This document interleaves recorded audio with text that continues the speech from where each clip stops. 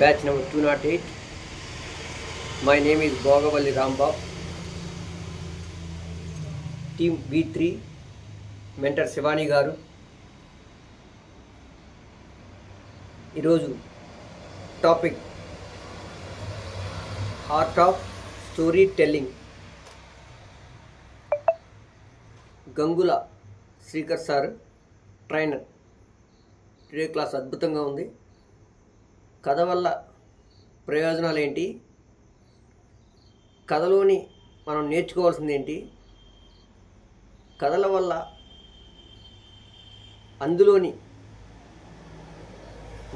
మనకు ఉపయోగపడే విషయం ఏంటనేది తెలుసుకోవాలని, అనేక రకమైన కథలు మనం తెలుసుకోవాలని, సందర్భానుసారంగా ఆ కథలను మనం స్టేజ్ మీద ప్రసంగించాలని గంగుల శ్రీకర్ సార్ చాలా బాగా చెప్పారు. ఒక ముసలివాడు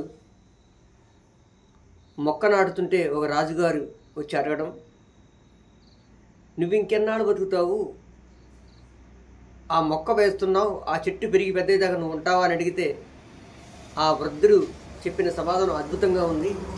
ఇది నా కోసం కాదు, నా ముందు తరాల కోసం అని చెప్పడం హ్యాట్స్ ఆఫ్. ఈ మొక్క పెద్దదైతే చిన్నపిల్లలు ఉయ్యాల ఊగుతారని, ఇది చాలామందికి నీడనిస్తుందని, చాలామందికి పళ్ళనిస్తుందని, పర్యావరణం సంరక్షిస్తుందని ఆ ముసలివాడిని చెప్పటం, ఆ రాజుగారు తన్మయం చెందడం చాలా అద్భుతంగా ఉంది స్టోరీ. అలాగే ఒక ఎయిర్పోర్ట్కి వెళ్తున్న